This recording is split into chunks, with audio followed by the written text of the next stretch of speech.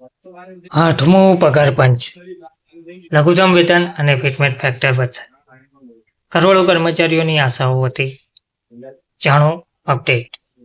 નમસ્કાર મિત્રો, સ્વાગત છે તમારું અમારી યુટ્યુબ ચેનલ.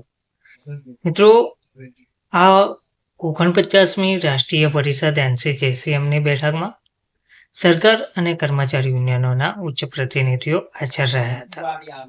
સરકાર તરફથી રેલવે બોર્ડના અધ્યક્ષ સહિત ખર્ચ, કર્મચારી, શિક્ષણ, આરોગ્ય અને ટપાલ વિભાગના સચિવો ઉપસ્થિત રહ્યા હતા. બીજી તરફ કર્મચારીઓ વતી શિવગોપાલ મિશ્રા, M. રાઘવૈયા અને ડોક્ટર N. કનૈયા જેવા અગ્રણી નેતાઓએ પોતાનો પક્ષ મજબૂતીથી રજૂ કર્યો હતો. બેઠક દરમિયાન કર્મચારી યુનિયનોએ લઘુત્તમ વેતન, મિનિમમ વેજ અને ફિટમેન્ટ ફેક્ટર વધારવા પર ખાસ ભાર મૂક્યો હતો. આ સાથે જ NPS અને UPSના વળતર અને હાલના પેન્શનરોના પડતર પ્રશ્નોના ઉકેલની માંગ કરવામાં આવી હતી. યુનિયનોએ એવી પણ નારાજગી વ્યક્ત કરી હતી કે નિયમ મુજબ વર્ષમાં 3 બેઠકો થવી જોઈએ, પરંતુ છેલ્લા 60 વર્ષમાં માત્ર 49 બેઠકો જ યોજાઈ છે. તેથી ભવિષ્યમાં આ બેઠકો નિયમિત ધોરણે યોજવા વિનંતી પણ કરાઈ છે. મેડિકલ સુવિધાઓને લગતા પ્રશ્નો પર પણ સઘન ચર્ચા થઈ હતી.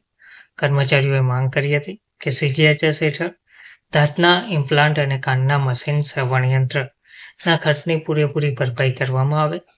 આ રજૂઆતને ગંભીરતાથી લઈને કેબિનેટ સચિવે સંબંધિત વિભાગોને 3 મહિનાની અંદર યોગ્ય નિર્ણય લેવાનો આદેશ આપ્યો છે. આ ઉપરાંત ફિક્સ મેડિકલ ભથ્થું વધારીને મહિને 3000 રૂપિયા કરવાની પણ માંગ ઉઠવા પામી છે.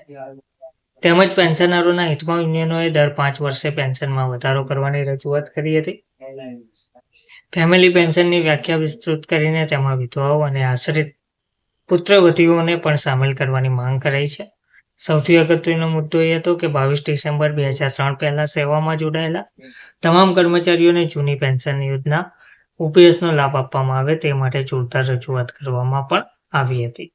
સરકારી વિભાગોમાં પ્રમોશનના થતા 3 થી 5 વર્ષના વિલંબ અંગે ચિંતા વ્યક્ત કરાતા કેબિનેટ સચિવે સમયસર DPC ડિપાર્ટમેન્ટ પ્રમોશન કમિટી યોજનાઓ માટે કડક સૂચનાઓ આપવાની ખાતરી આપી હતી અને કર્મચારી સંગઠનોએ આઉટસોર્સિંગ બંધ કરી કાયમી ભરતી કરવા અને અનુકંપાના ધોરણે અપાતી નોકરીઓમાં રહેલી 5%ની મર્યાદા હટાવવાની પણ માંગ કરી હતી.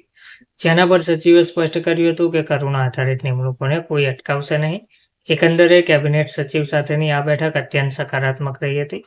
જો સરકાર દ્વારા 8મા પગાર પંચમાં આ માંગણીઓને ગંભીરતાથી સ્વીકારીને તેનો અમલ કરવામાં આવશે તો દેશના લાખો સરકારી કર્મચારીઓ અને નિવૃત્ત પેન્શનરોના જીવન ધોરણમાં મોટો સુધારો આવશે અને તેમને જંગી આર્થિક રાહત મળશે તેવી પ્રબળ સંભાવના જોવા મળી રહી છે. ધન્યવાદ.